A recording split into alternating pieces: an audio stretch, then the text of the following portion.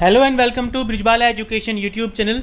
आज की इस एजुकेशनल वीडियो में हम स्टूडेंट्स शुरू करने वाले हैं क्लास 9th इंग्लिश की poem the road not taken को। इसी वीडियो में हम इस पोएम को कंप्लीट करने वाले हैं स्टूडेंट्स।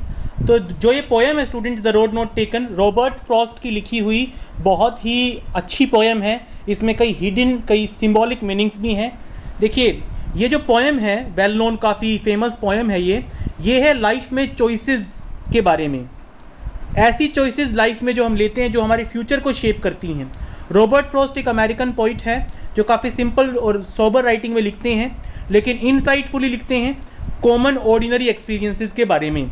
यानी उनकी पोएम्स में काफ़ी हिडन और काफ़ी डीप मीनिंग होते हैं। देखिए स्टूडेंट्स, ये जो the road not taken poem है, ये जो पोएम है ये रोड्स के साथ साथ हमारी लाइफ की उन सिचुएशंस को भी सिंबलाइज करती है जब हमारे सामने कुछ चॉइसेस होती हैं, जब हमारे पास दो चॉइसेस होती हैं और हमें दोनों में से कोई एक चूज़ करना होता है। और उस वक्त हमें जो चॉइस करनी होती है वो हमारे फ्यूचर को शेप करती है। हमारा फ्यूचर उसी चॉइस के ऊपर डिपेंड करता है। तो चलिए शुरू करते हैं पोएम में। Two roads diverged in a yellow wood and sorry I could not travel both and be one traveller long I stood and looked down one as far as I could to where it bent in the undergrowth.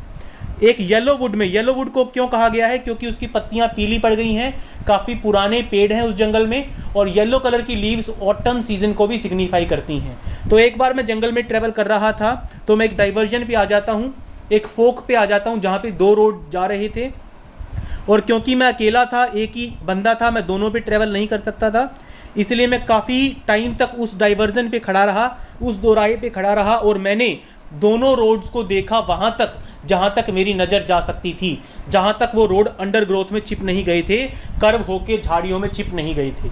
यानी जहाँ तक मैं उन roads को देख सकता था वहाँ तक मैंने उसको देखा।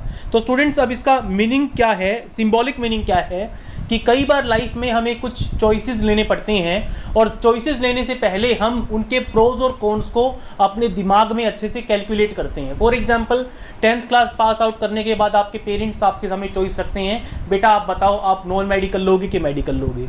अब आप सोचते हैं कि नॉन मेडिकल में ये आएगा, मेडिकल में ये आएगा, मेडिकल में जाऊँगा तो डॉक्टर बनूंगा, नॉन मेडिकल में जाऊँगा तो इंजीनियर बनूंगा, या मेरा स्कोप बढ़ जाएगा। ठीक है, तो कई तरह की चॉइसेस आपके, मतलब जो चॉइसेस आपके सामने हैं, आप उनके बारे में सोचते हैं कि उनमें क्या भला है और क्या बुरा है। आगे आता है, then took the other just as fair and perhaps having the better claim because it was grassy and wanted wear though as for that the passing there had worn them really about the same. फिर मैंने दूसरे वाला रास्ता लिया जो काफ़ी fair लग रहा था, and perhaps having the better claim. The better claim का मतलब मेरे अकॉर्डिंग उस रास्ते पे चलना मेरे लिए ज़्यादा बेहतर होता। Because it was grassy and wanted wear, क्योंकि उस रास्ते पे घास ज़्यादा थी और उस पर ज़्यादा लोग नहीं चले थे। ठीक है, उस रास्ते पे घास ज़्यादा होने का मतलब वहाँ पे ज़्यादा लोगों के स्टेप्स नहीं गए थे। Though as for that the passing there had worn them really about the same, लेकिन बाद में जाके उसको एहसास होता है कि दोनों ही रास्ते लगभग समान नंबर ऑफ लोगों ने लिए हैं। यानी लगभग उतने ही लोग पहले रास्ते पे गए हैं, लगभग उतने ही लोग दूसरे रास्ते पे गए हैं, ऐसा उसको थोड़ा सा चलने के बाद एहसास होता है। तो शुरू में तो क्या करता है, उस रास्ते को चुन लेता है जो थोड़ा सा ग्रासी होता है, जिसका रास्ता थोड़ा सा ग्रासी होता है, और ऐसा लगता है शुरू में उसको देखने पे उस रास्ते को कि उसके ऊपर शायद कम लोग चले होंगे, लेकिन बाद में जाके वो कहता है, रास्ते में थोड़ा चलने के बाद वो कहता है कि दोनों रास्तों पे लगभग बराबर लोग ही चले हैं। तो स्टूडेंट्स, वही सिचुएशंस पे, ये लाइफ में वो सिचुएशंस को इंडिकेट कर रहा है, यहाँ पे सिंबलाइज कर रहा है इन लाइंस में वो कि हमारी लाइफ में हम जो चॉइसेस लेते हैं, उन चॉइसेस को लेने के बाद हमें एहसास होता है कि असल में हमने जो चॉइस ली है उसके ऊपर दूसरे लोग भी आ रहे हैं, उसके प्रोज और कॉन्स कैसे हैं उसके बारे में बाद में पता चलता है। And both that morning equally lay in leaves no step had trodden black oh I kept the first for another day. उस मॉर्निंग, उस सुबह वहाँ पे आने वाला मैं पहला शख्स था, उस रास्ते पे आने वाला। क्यों, ऐसा क्यों कहता है? In leaves no step had trodden black, क्योंकि लीव्स अभी भी हरे रंग की थी, नीचे पड़ी हुई थी, उनके ऊपर चलने के कोई निशान नहीं थे।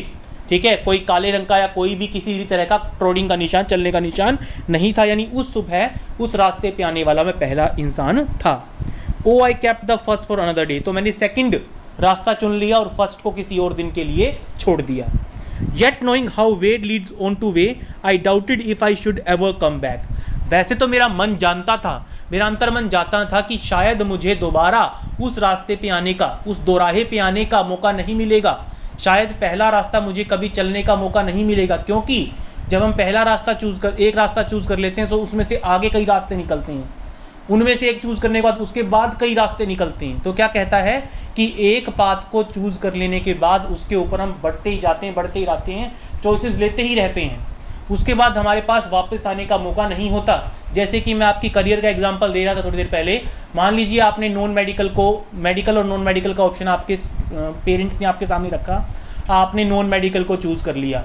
नॉन मेडिकल को चूज़ करने के बाद आपने +2 पास किया, आपके पास ऑप्शंस थे कि आप आईआईटी की ट्रेनिंग के लिए मतलब 1 साल ड्रॉप करेंगे या फिर बीएससी करेंगे या बीएससी मेडिकल करेंगे, बीएससी कंप्यूटर साइंस करेंगे। मान लीजिए आपने बीएससी नॉन मेडिकल के लिए ऑप्ट कर लिया और आपने 1 साल पास कर लिया, तो अब आप वापस नहीं आ सकते उस मुकाम पे जिस मुकाम पे आप 10th पास करने के बाद थे। अगर आप बीएससी के फर्स्ट ईयर में जाने के बाद आप सोचें कि मैं डॉक्टर बनने की कोशिश करूंगा दोबारा, तो ऐसा शायद पॉसिबल नहीं हो पाएगा। तो वो क्या कहना चाहता है कि वो उस जंगल के रास्तों को ज़िंदगी की सिचुएशन के साथ कंपेयर कर रहा है। वो कह रहा है कि जिस तरीके से एक चॉइस कर लेने के बाद आपके सामने फिर कई चॉइसेस आती हैं, उनमें से एक चॉइस ले लेने के बाद उसके बाद फिर कई चॉइसेस आती हैं, तो एक रास्ते से कई रास्ते निकलते जाते हैं और आप इतना आगे बढ़ जाते हैं कि आप उस पुरानी वाली चॉइस को शायद दोबारा ले ही नहीं पाएँ। पॉइंट ये जानता है लेकिन फिर भी अपने मन को समझाता है कोई बात नहीं, वो पहले वाला जो रास्ता हमने छोड़ दिया था वो कभी और चुन लेंगे, ठीक है। अपने मन को समझाने की कोशिश करता है।